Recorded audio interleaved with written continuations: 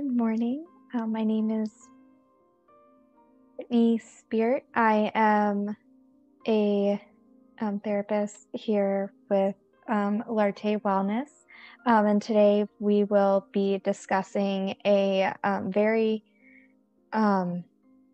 prevalent and I like to think an important topic of grief. And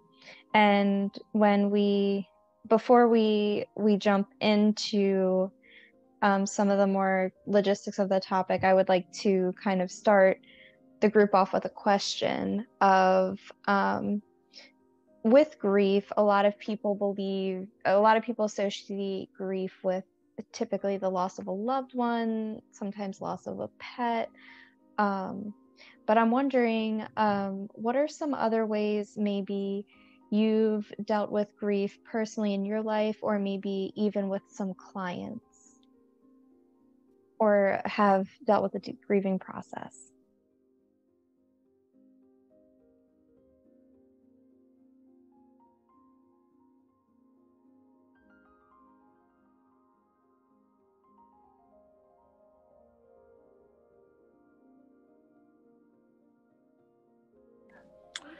Good morning, everybody.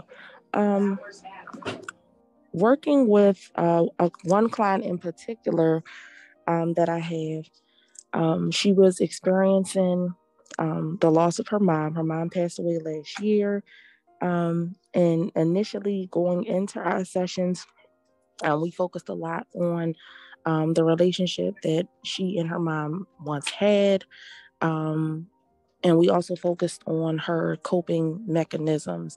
One of her coping mechanisms that she was using heavily was work related.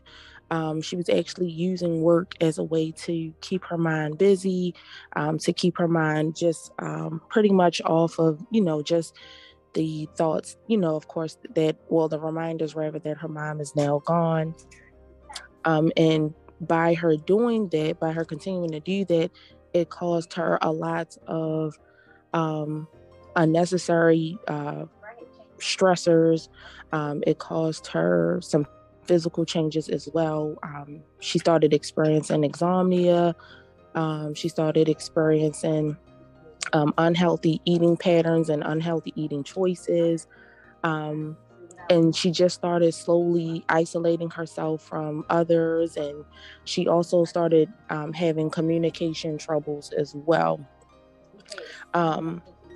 Since working with her, she has gotten a lot better. She has been progressing each session that we speak. She is currently now beginning to start opening up a lot more in terms of communication, both at work and at home. And she has been able to start just creating new memories with her family and friends as well.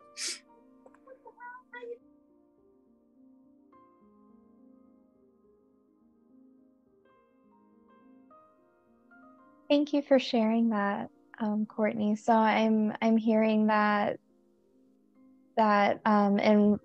when working with a client who has lost a loved one, you were able to work with that client to explore not only ways to move forward in making new memories and finding new meaning, but also exploring different coping skills and other ways of trying to move forward and comfort the client through the grief. Yes, exactly. And of course, like I said in the beginning, her relationship with her mom was so strong. It took such a huge toll on her. And I know at times during our sessions, she, expressed that she at times felt like she was just stuck, and she really didn't know what to do. And of course, like she said, work was the only thing that would, really help her to keep her mind off of what had happened.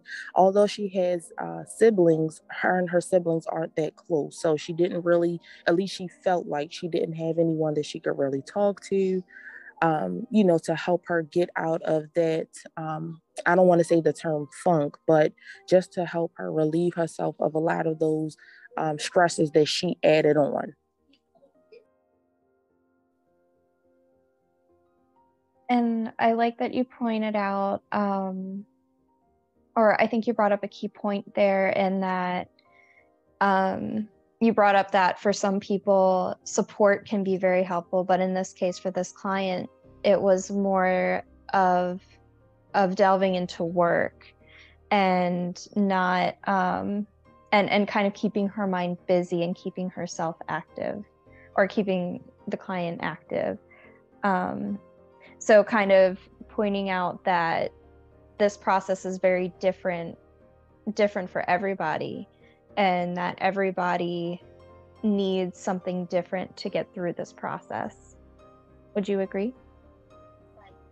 Yes, most definitely. And what I also expressed to the client was that because I mean, a lot of people think that, of course, like you said initially, grievance is associated with the loss of someone or someone that you love. But the thing about it is, I also explained to her that she should give herself that time. She shouldn't feel like she has to rush through the process, if that makes sense. Because she also had struggles with just being vulnerable. She had concerns about that as well, and I had to, express that to her. Like, it's okay to be vulnerable, especially when you're going through a situation with this and the relationship that you had with this individual. It's okay, and it's not something that should be taken lightly. It's not something that should be rushed through, and you do this process at your own time and at your own will. But I just express to her even further that it's just certain ways that you should go about it in terms of her coping. Um, but yes, I agree 100%. Thank you, Courtney. That's another great point, that that there is no time limit on the grieving process, and everything should be taken, or everything can be taken at everyone's own unique pace. I like that a lot. And I would like to reopen the question to the group. So Courtney's mentioning a great example of a time when grief occurred for a client, that of a loss of a loved one. Has anyone else experienced in their own lives or seen a time when a grieving occurred, when there may not have been a loss of a person or even a pet?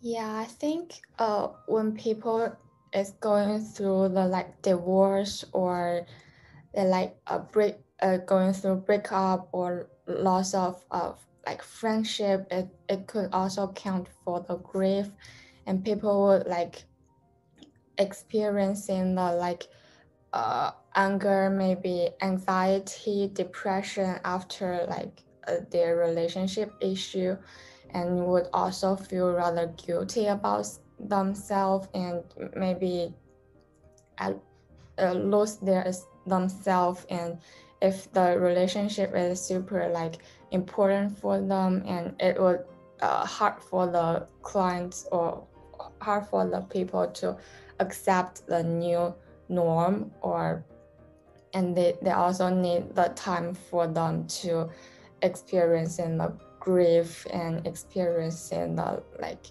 a depressed mood.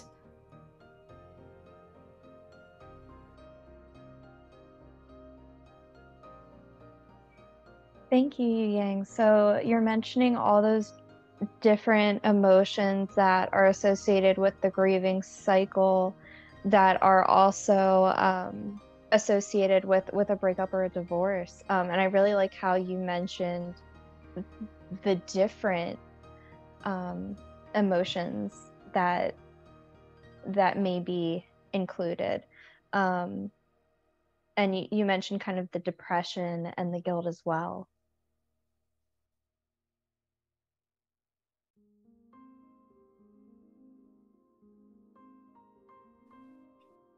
Hi, everyone. This is Pauline Joe. To add to our discussion, I'm thinking about how I once took this grieving process training, and something important that I learned in that training is people grieve in different ways, also based on their culture. So people define death, people define the end of life, people define like losses differently. So I think it's worth exploring with your client, you know, how do they define these things? What does that look like for them? How is it showing up in their life now? And how do they believe it will affect them? Or how can we look at their strengths through the entire situation?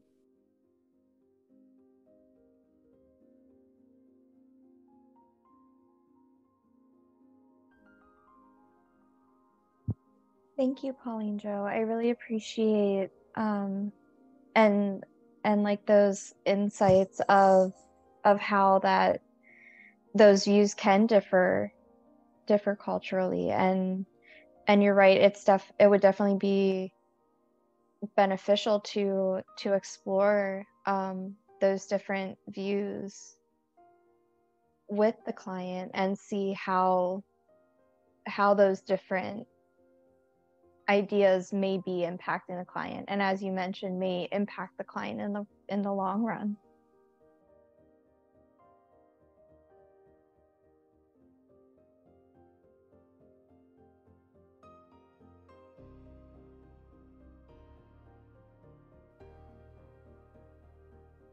So thinking about the grieving process, what are the 5 stages of grief, or the emotions associated with grief? Hi, good morning. This is Yvonne. I would say the initial one is shock and disbelief.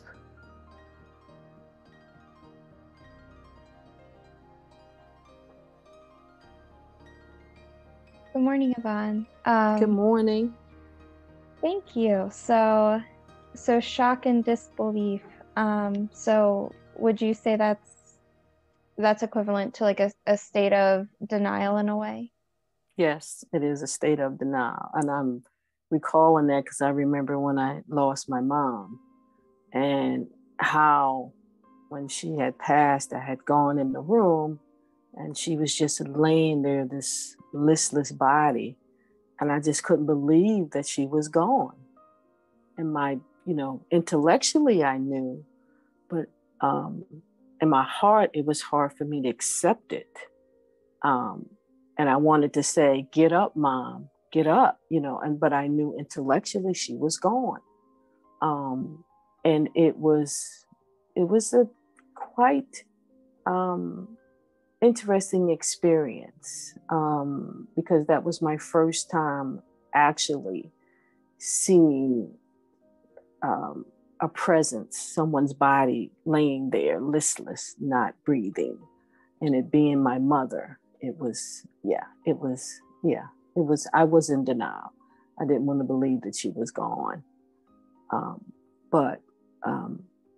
Because that was my mother. It was hard. She had been with me all my life, and then to not have her anymore, it was shocked. I was shocked. It was disbelief. I had to actually just ground myself and just allow myself to feel whatever I was feeling at that moment, so I could be supportive for my other family members.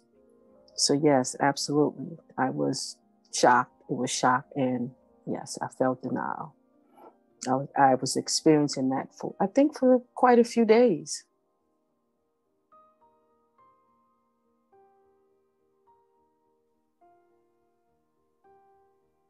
Thank you for sharing that with the group. You're welcome. What I'm hearing is that that this was a shocking experience for you, and what was helpful for you was to really take a second and allow yourself to feel those feelings so that you could be supported. Yes, absolutely. For my other siblings, because they were having a really, really difficult time. And I have a pretty large family, siblings. It was actually 8 of us, 7 now, but yeah, it was, yeah. So I wanted to be there for my oldest sister who had taken care of my mom during the time when she, was just, her health was failing her. So I wanted to be there for her.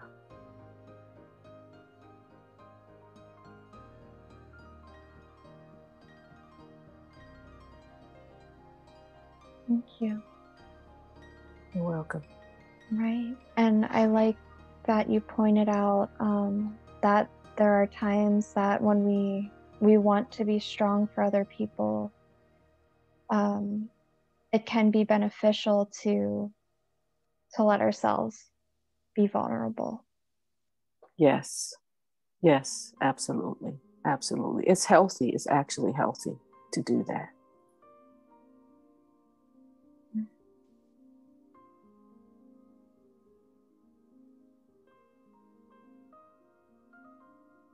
Do you, or does anybody else in the group have any other suggestions or considerations for somebody who may be in the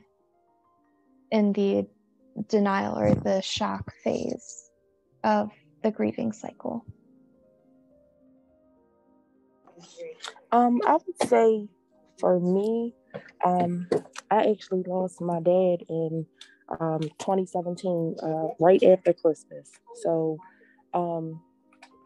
for me, I would say, I want to say that I went through a denial stage, but if I did, it was very, and I mean very, very brief. And at times, I know I've accepted it, but at times, I'll say I do have, of course, moments where I experience still just moments of disbelief. And for me, it took me a while to actually have a quote unquote vulnerable experience or an emotional breakdown about the situation when he passed away. And for me, I would suggest that rather than holding it, good morning, rather than holding things in, it's definitely best to speak with someone about it head on.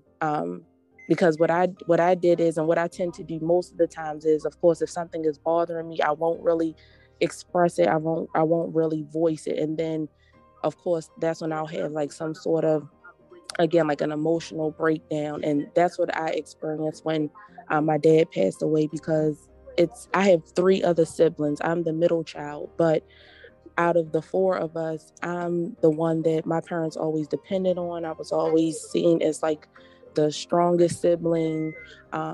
So at that particular time, and even up until this point, I've just always felt like, okay, like I cannot, get upset. I have to be strong enough for my siblings. I have to be strong for my mom. I just have to be pretty much, I have not so much replace my dad, but I have to be that support system, be that figure of strength that everybody needs at this particular time. So yeah, my suggestion was just to be, again, address your experiences with grief head on. Don't allow them to continue to build up and cause yourself to go through other unnecessary, how do I want to say it? Other other unnecessary feelings, or other unnecessary emotions, I would say.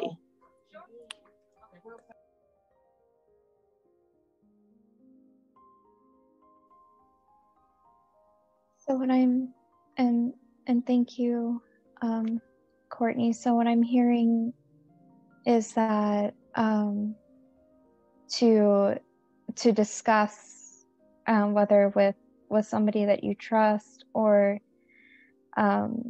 even to seek help and to discuss what you're feeling, so that it doesn't turn into other emotions later on. Yes, absolutely. And like I said, again, with me, it took me a while to fully be able to, show my vulnerability with that situation. And it's not the first time that I've lost a loved one. But I think more so for me, and my dad were very close. Yeah, we were very close. So like losing him, for me, I think it was more shock than anything. And then of course, like I said, just going through that state of denial, so to speak, that was very, very brief for me, because I didn't feel like I gave myself enough time, or at least I felt like I didn't have the time to actually experience what everyone else was doing. Like I just knew I didn't have the time to do that.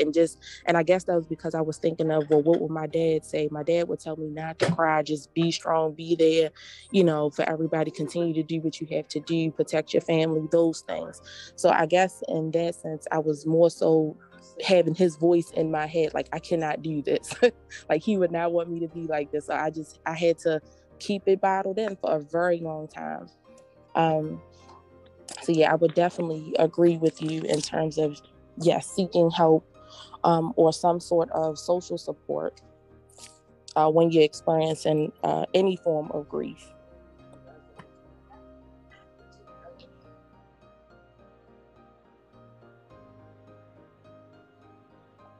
Thank you.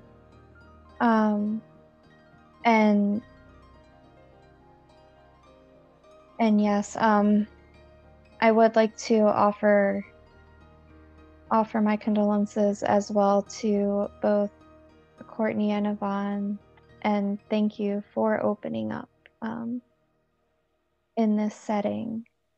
And Courtney, I do want to thank you for sharing another example of the importance of the flexibility of that time, and allowing yourself that time during the grieving process to, as well as also the importance of talking about how you're feeling. Another stage that may come up in the grieving process is anger. Is this a stage, and this is a stage that may come up in some people, but it may not come up in everybody.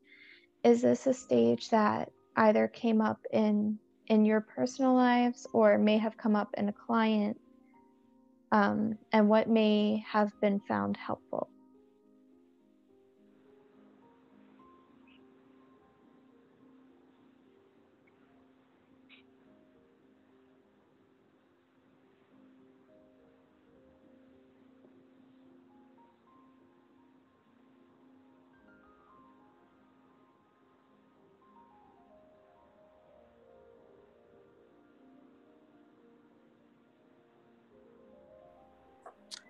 Brittany, I'm sorry. Do you mind repeating the question? Yes, I'm sorry. So, anger is another feeling that, or another stage in the grieving process. So I'm wondering if this is something that anybody in the group may have felt in their personal lives or may have seen through a client. And I'm wondering if this has been experienced, what may have been helpful.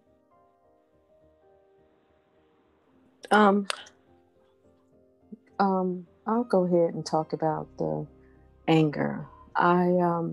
Several years ago, I guess it's been about 3 years now, I lost my youngest sibling to a tragic incident. And I was angry because I always felt like she did not deserve that. She had already had some life challenges that she was working through, struggling through. And she was a very sweet, kind, loving person. And I was extremely angry because I kept saying she didn't deserve that. She didn't deserve to die the way she did. It was an incident that took her life. She became paraplegic.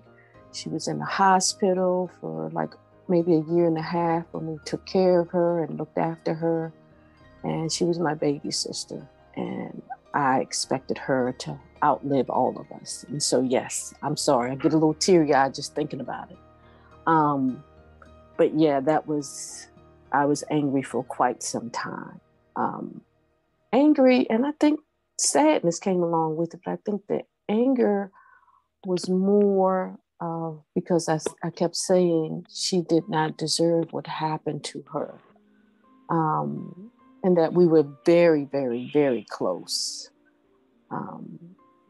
And that loss was, it was extremely difficult to deal with when an accident or incident takes place and takes someone's life. I mean, slowly, but it was still watching her demise and seeing her health go down and just slowly watching this person change from this vibrant, loving individual to someone who constantly has fevers and is ill, and the challenges of getting her the health care she needed, so forth and so on. So yeah, there was a lot of anger. I had to work through that.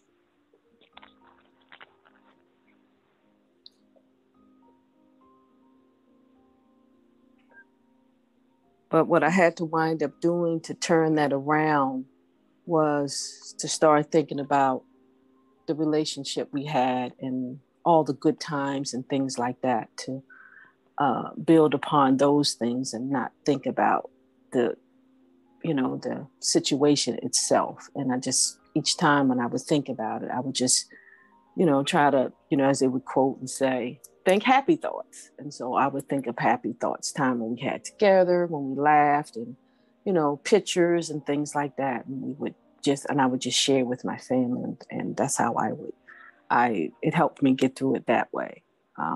So I didn't want to hold on to that anger, because that type of anger is unhealthy. So thank you for allowing me to share that.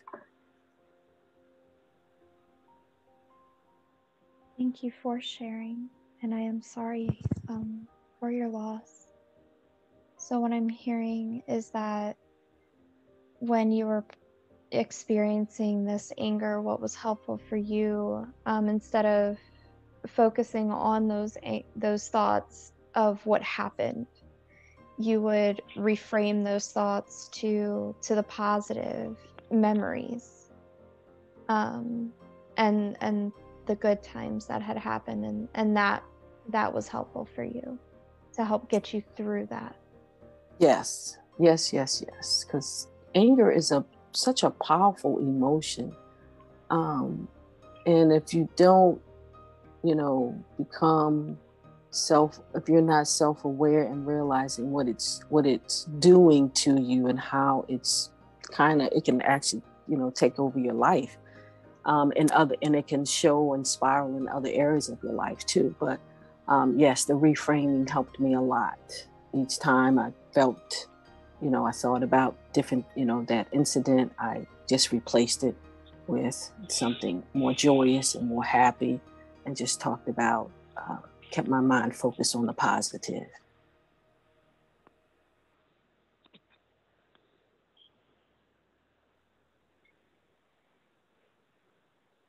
Thank you.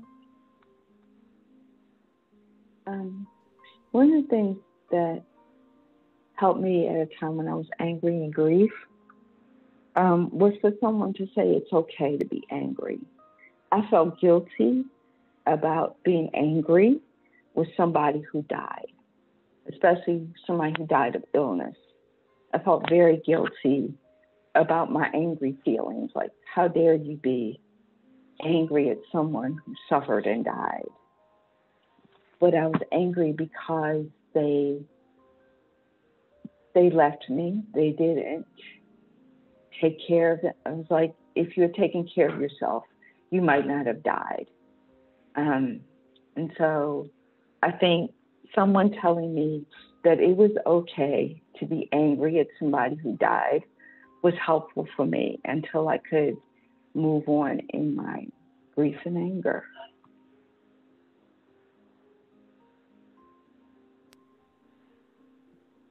Thank you. So what I'm hearing is that being validated in that anger and knowing that your feelings are okay. It's in the bag. And are even natural was helpful for you. Yes, that's right. Thank you.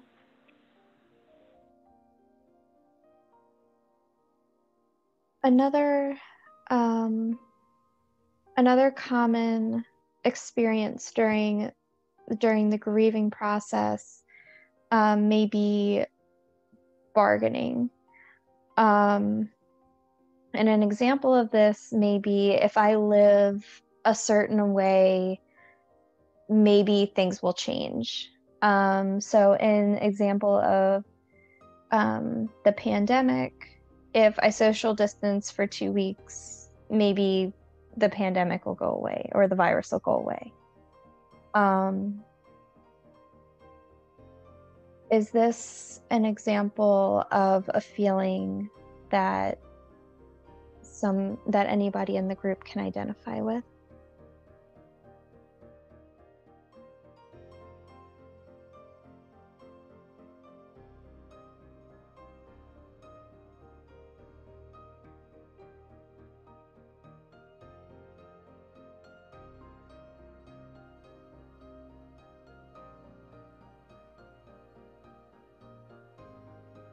Another example could be, oh, I'm sorry. It's okay. I was just thinking of my sister who cared for my mom. I think she dealt with that and saying things like, if I had done more, taken better care of her, she might not have died. Things like that. Because I think she went through actually every stage of the grieving, process, because she was there with my mom every day. And there were moments where she cried profusely and saying, if I had done this or if I had done that, maybe she wouldn't have died. So I think, bargaining is something, I think it's also associated with some guilt, that bargaining, thinking maybe you could have done something different, or I don't know, she may have felt to some degree that some of it may have been her fault. But, we constantly reassured her that she did everything she could do. And to, she taking care of her mom was a great task, and we honored her for that. So I think that really helped her to get through that part as well. I think having a really good support system is really, really important during the grieving process, no matter what stage you're at. So thank you, Brittany.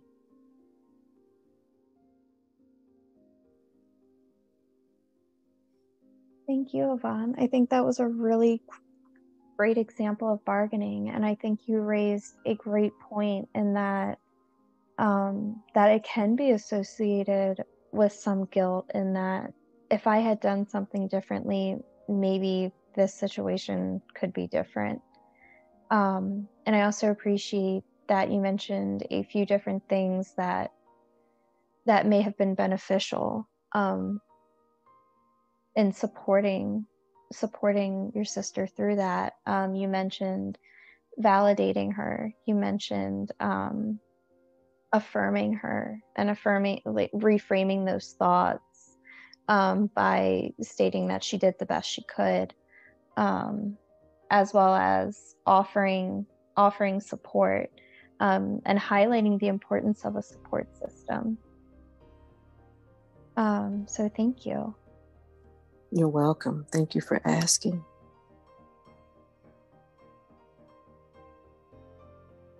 And then depression. That is one that is very prevalent in the grieving process. It can be shown in different ways, whether it be and I believe it was Courtney mentioned it earlier, shown in different physical ways, through insomnia, or even sleeping too much, through different eating patterns, through different mood cycles, such as irritability, crying, and even a lot of periods of sadness. So thinking about those different emotions and different impacts, is this depression stage a stage that anyone in the group could identify with themselves or with somebody they know who has experienced the grieving process?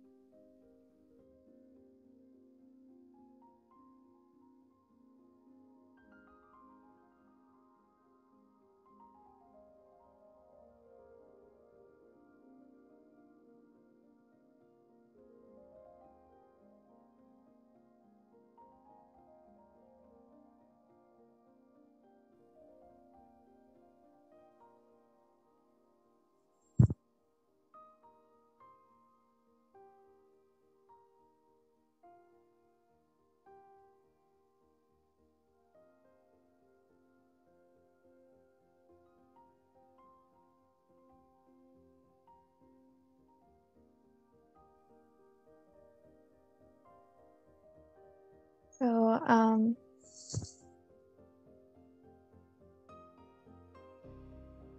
and then another stage that, or kind of a goal stage, would be the acceptance stage. This would be the stage of the grieving process where the loss is accepted. The individual would feel a bit more stable, and people will become a bit more active, will start to resume more day-to-day activities, may regain a new schedule. So thinking about reaching this phase of the cycle, what do you feel may be helpful in trying to reach this stage?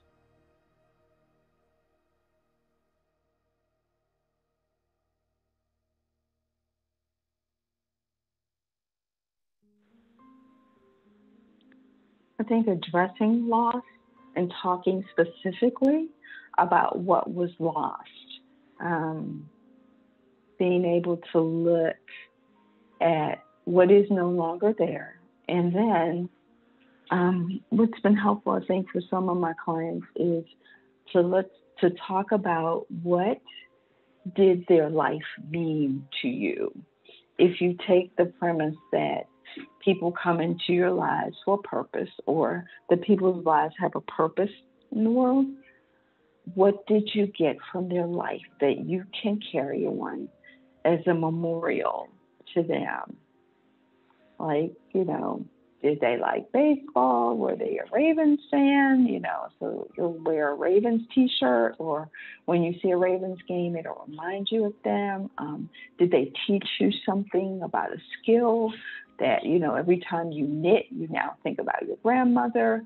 What did their life mean in terms of your life? How did it make it better? How did it make it richer?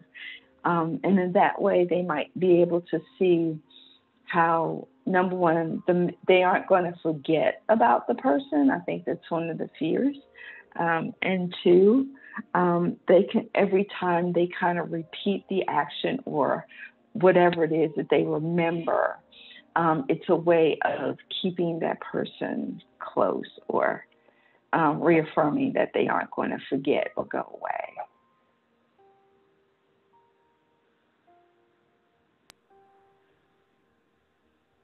Thank you. I really like that you mentioned quite a few key points there. So really processing the loss, and then taking a look at the meaning of that loss, and what purpose that loss brought to your life, and continuing to bring that meaning into your life so that that's not forgotten. Yeah. Thank you. I think that's a really powerful way to memorialize either the person or in the example you mentioned, kind of in the day-to-day life following. Thank you.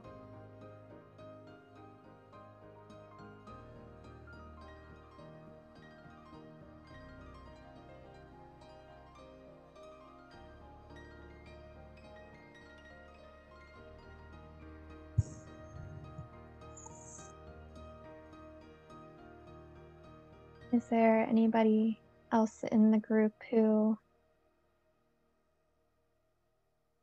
has any thoughts on ways that has helped them, or somebody that they have known reach on additional ways that has helped them reach the acceptance phase? Sure, I could share again. Just to piggyback off of what Pauline Joe stated in regards to cultural or religious beliefs. For me, I'm a Christian, so just having that faith, the faith belief that I have, that was something else that got me through the entire grievance process, each stage, along with some of what Miss Yvonne shared in terms of just refocusing and reframing a lot of the ways that I was thinking.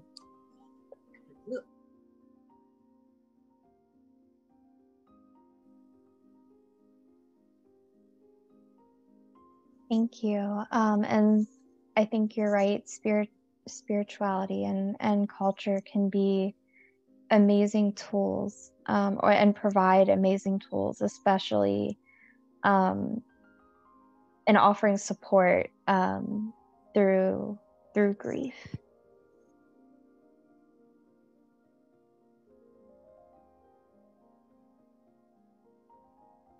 And I think it is also important to let the clients know that acceptance does not mean that you will never experience those like depression or those emotions about the grief and loss. It actually only means that you can just condone what is happening, and it's like just you still have the rights, still have the time for you to like feel depressed or feel like angry or something like that. And it's a time for you to have like more possibility and have more space to face with the reality, and do not try to stuck there, and move on a little bit from the like depression mood. So maybe at this moment, I think mindfulness activities and like some like of self-centered like mindfulness activity could be helpful at this moment.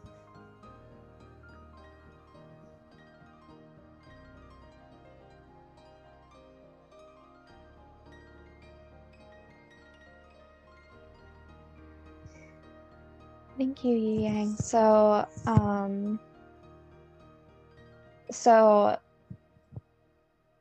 not only focusing on that reminder that the grieving process is a cycle, is not linear, that you will still be experiencing these feelings at different times, and that's okay. That is normal, especially for this process. But also doing some mindfulness to allow yourself to feel those feelings and to process them.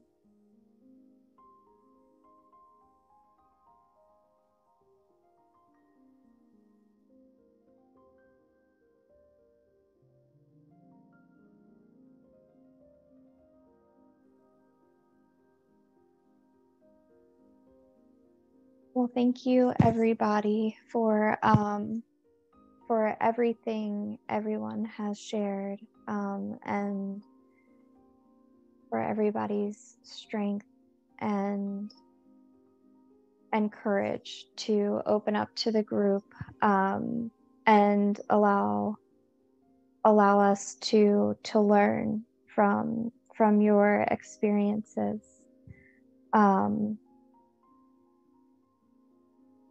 Does anybody have any closing remarks for today?